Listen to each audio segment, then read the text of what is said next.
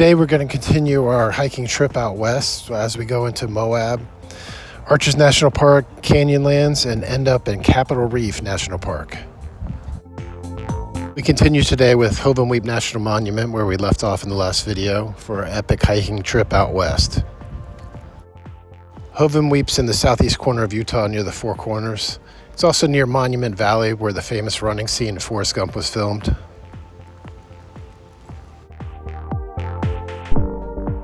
Because I'm a beginner hiker, I didn't know how awesome Utah was for hiking. I mean, all of southern Utah could be just one big national park, and you could pretty much find a hike anywhere. Every 5 miles you go, there's a new awesome hike. If you're coming from the Four Corners area, definitely make a stop at Hovenweep and check it out. I've got a little bit of a second hike in this video. Before that, I'll just show you some awesome petroglyphs and scenes from Monument Valley with the Forrest Gump famous scene.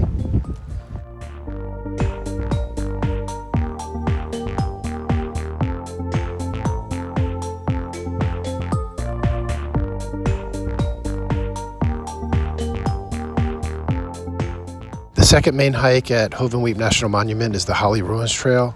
And it's kind of cool because you go down through this crack in the rocks.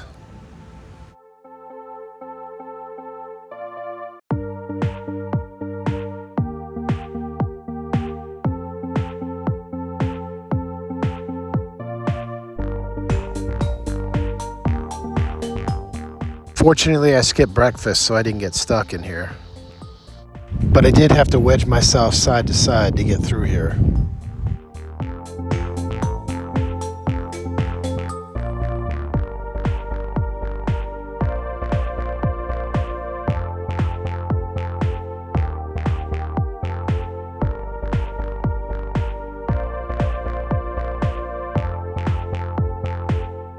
I only got a taste of this hike, and it's something I want to do when we go back to Hovenweep.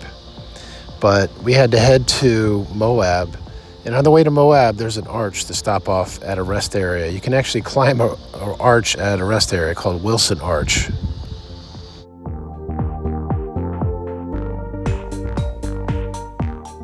After we got to Moab KOA, we headed into Arches National Park at about 4 o'clock for the sunset.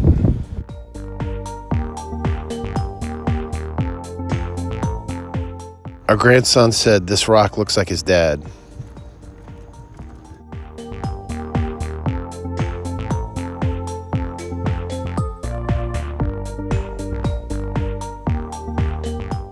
We didn't have the time to go out and do the hike to Delicate Arch, so we just went on the short version of it and got a view from the other side.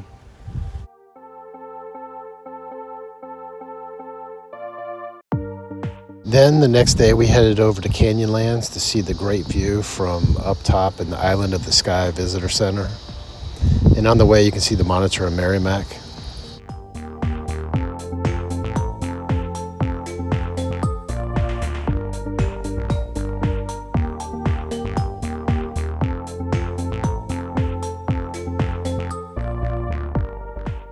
Canyonlands looked like it had some great places to hike, but unfortunately we're only in Moab for 3 days, so we really didn't do a whole lot of hiking in Moab.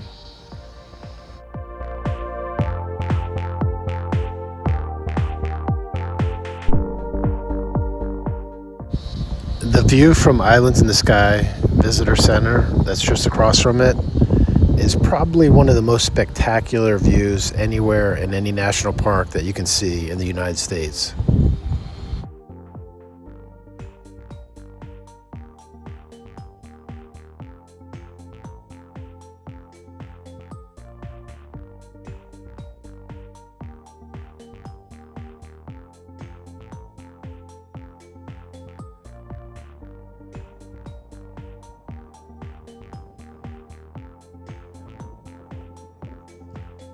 If you're in Moab, one of the cool things to do is to rent a Jeep and take it into Canyonlands. Just an awesome time down there. Because we were in Moab in March, it was perfect time to have a fire. We visited the petroglyphs that were pretty close to Moab. This area also has rock climbing, and we saw people training and actually climbing the side of the wall, which was probably 40 to 80 feet high.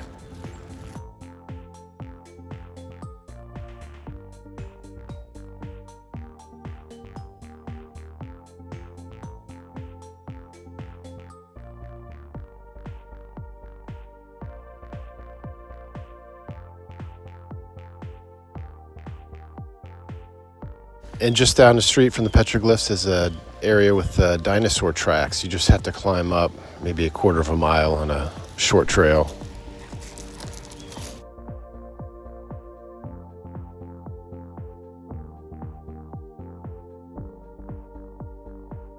Then we headed back into Arches National Park and walked through Park Avenue.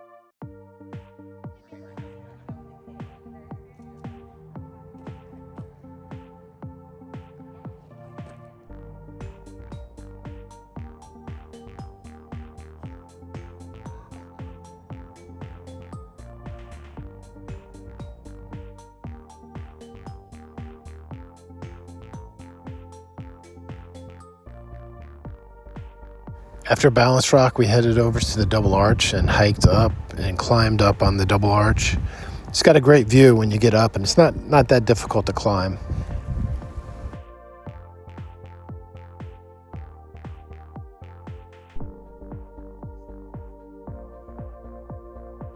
Arches National Park is definitely on our list to go back to. I think you could easily spend a week or two here and never run out of things to see.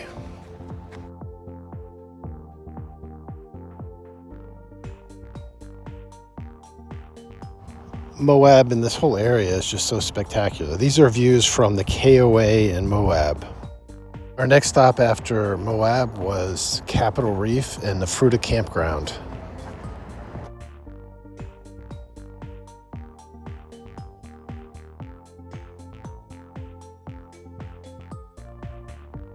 We were excited about the Fruita Campground at Capitol Reef because it's a great location inside the national park, and on Pie Day, which is March 14th, they have pies you can buy.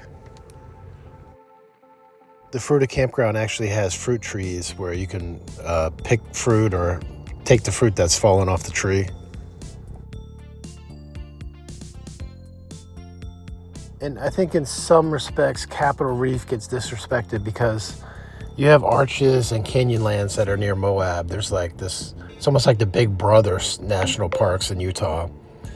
Then you have Zion and Bryce are kind of like the little brothers. And I think Capitol Reef becomes like a middle child. If you go out on YouTube, you'll see 1 trillion videos for Zion or Arches, but not too many for Capitol Reef. And look at these views. Capitol Reef is just absolutely gorgeous. And the drive on Highway 24 going into Capitol Reef was just an incredible drive.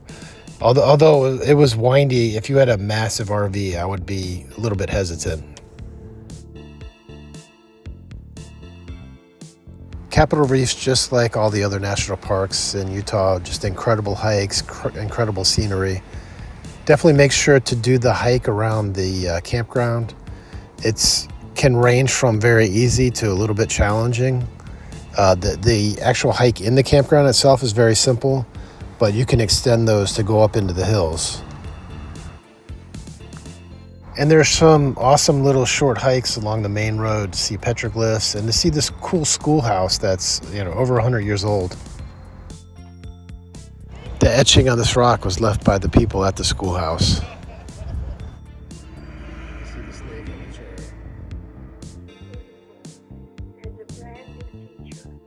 Utah must be the state with the most petroglyphs because everywhere we stopped, they had petroglyphs. And I'm hoping they're called petroglyphs and not some other name, but it's the images that are either etched or like stained onto the stone.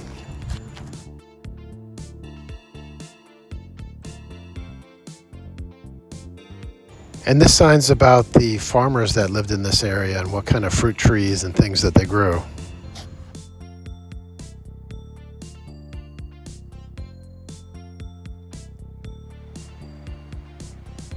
No stop at a national park is complete unless you do at least one really good hike. And we did the Hickman Natural Bridge hike at Capitol Reef and really enjoyed this hike. It was about 3 or 4 miles, and it wasn't too bad.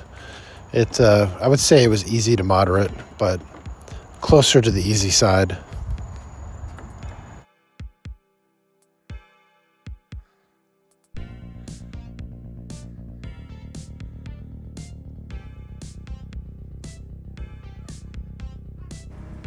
Unfortunately, we got to Capitol Reef on March 10th, and we had to leave on about March 12th because the weather was turning for the worse, and it was going to go down below like 20 degrees. It said the low was 17, and the campground here is no hookups, so we then headed to Escalante Petrified Forest State Park from here, and the drive from Capitol Reef to Escalante Petrified Forest is just incredible also. It goes on 24 down to 12, and Highway 12 through Utah is probably one of the best drives in the country.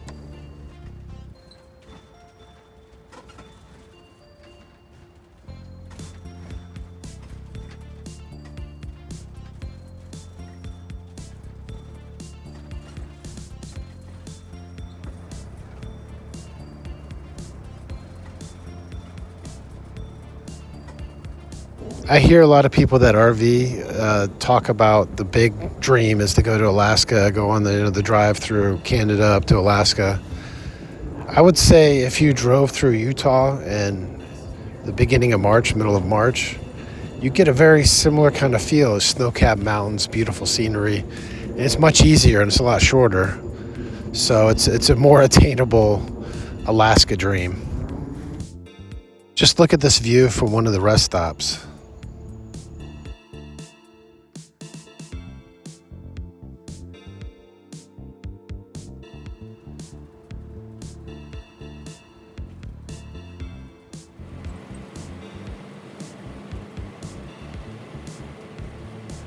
Maybe we should just end the video here with this beautiful drive, and in the next video we'll go to Escalante Petrified Forest State Park and also go to Kodachrome Basin State Park for 2 awesome hikes.